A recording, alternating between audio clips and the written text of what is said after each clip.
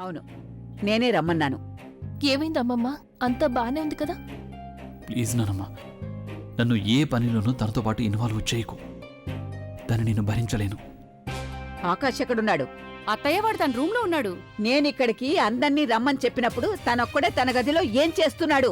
ఇప్పుడే పిలుస్తాను అత్తయ్య.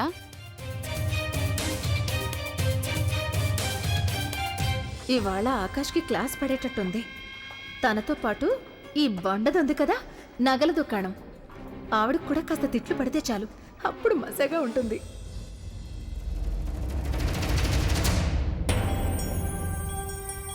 ఇలారా, నా ఎదురుగా.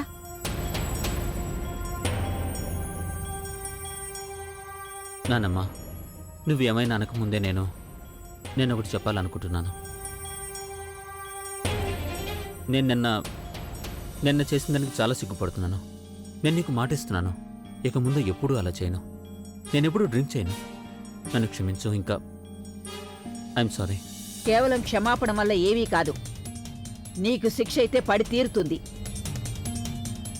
అలాగే నీకు శిక్ష ఏమిటంటే నువ్విప్పుడు పెళ్లి చేసుకోవాల్సి ఉంటుంది.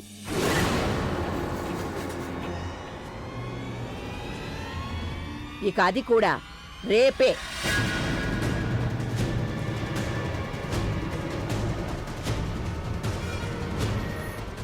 పెళ్ళా?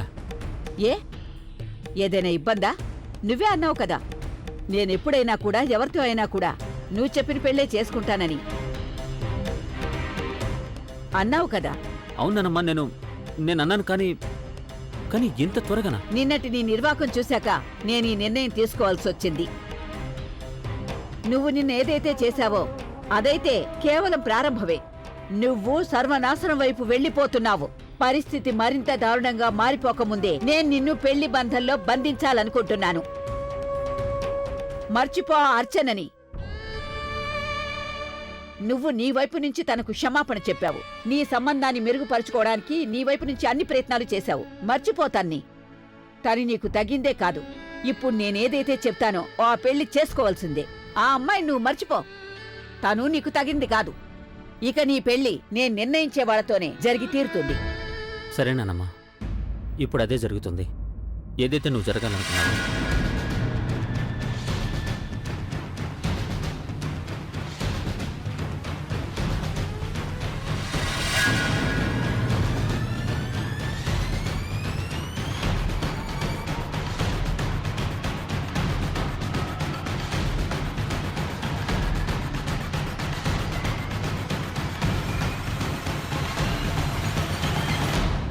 ఇప్పుడు నీకేమీ అభ్యంతరం లేదు కదా?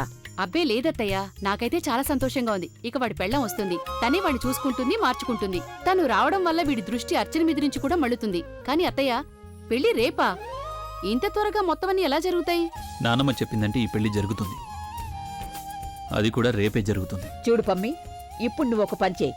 ఏ అమ్మాయినైతే నువ్విష్టపడ్డావో తన తల్లిదండ్రుల్ని ఇక్కడికి పిలిపించు. కూర్చుని విషయం ఖాయం చేసేసుకోవచ్చు.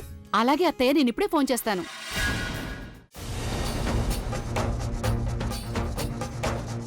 నా ఫ్యామిలీ నా పెళ్లిని ఇంకెవరితోనూ చేయడానికి నన్ను ఫోర్స్ చేస్తున్నారు.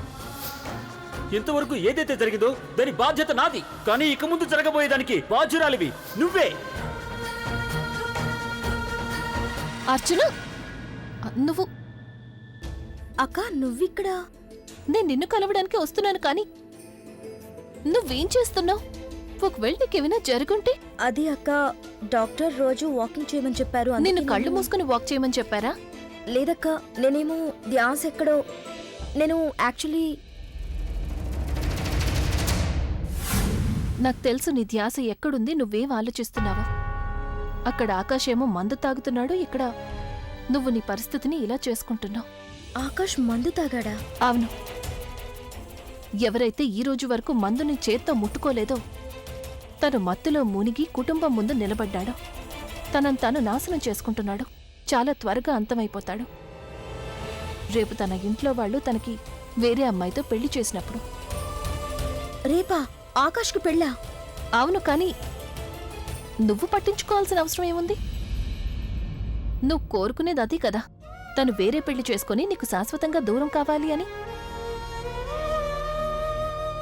చూడర్చన, ఆకాష్ నిజంగానే నీకు క్షమాపణ చెప్పాలనుకుంటున్నాడు. నాకు తెలుసు తను నీ విషయంలో చాలా తప్పు చేశాడు. కాని తనకు తన తప్పేంటో తెలిసొచ్చింది. మరి నువ్వెందుకు తన విషయంలో ఇంకా ఇలా చేస్తున్నావు? ఎందుకంటే తనకు అలాగే జరగాలి. తను నన్ను చాలా బాధ పెట్టాడు. ఆ బాధేంటో అతనికి కూడా తెలియాలి. తనకు నీ బాధేంటో అర్థమయ్యింది. అందుకే తను నిన్ను ఆ బాధ నుంచి బయటపడేయాలి అనుకుంటున్నాడు అర్చన.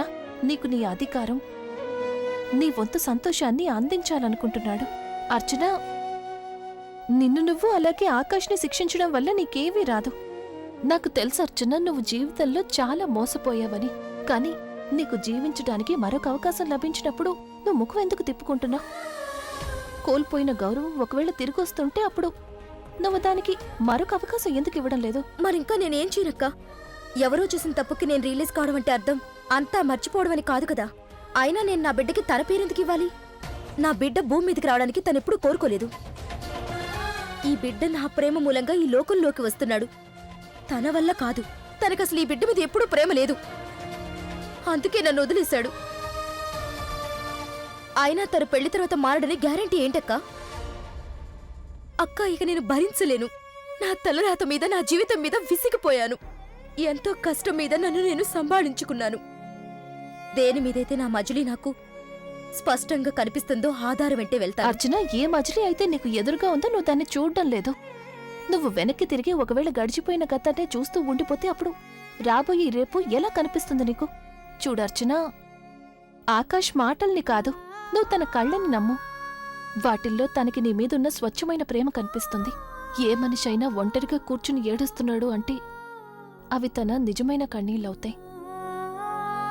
నువ్వే తన కన్నీళ్లు తుడవాలి.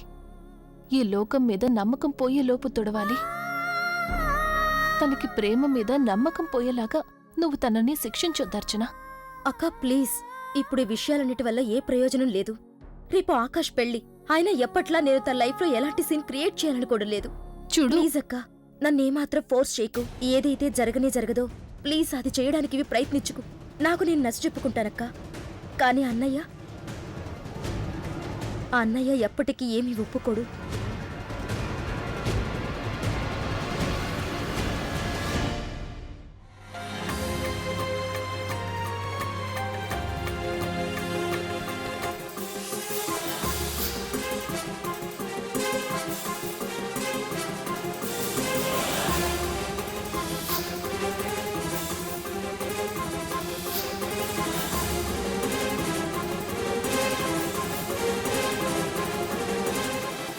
ఇంతవరకు ఈ అమ్మాయిని అర్థం చేసుకోలేకపోయాను. ఒకవైపు నాకు ప్రపోజ్ చేస్తుంది, ఇంకోవైపు తమాషా చేస్తున్నానంటుంది.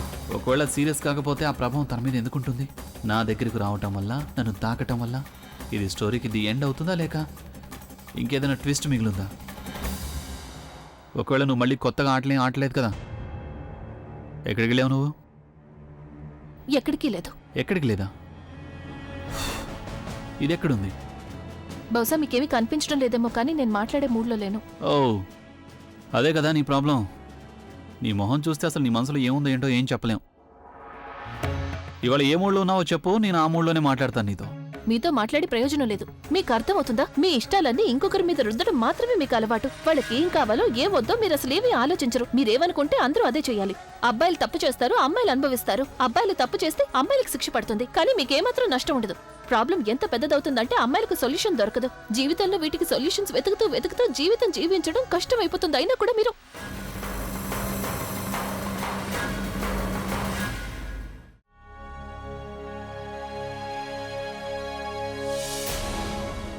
ఇక అమ్మాయి పాపిట సింధూరం దిద్దండి.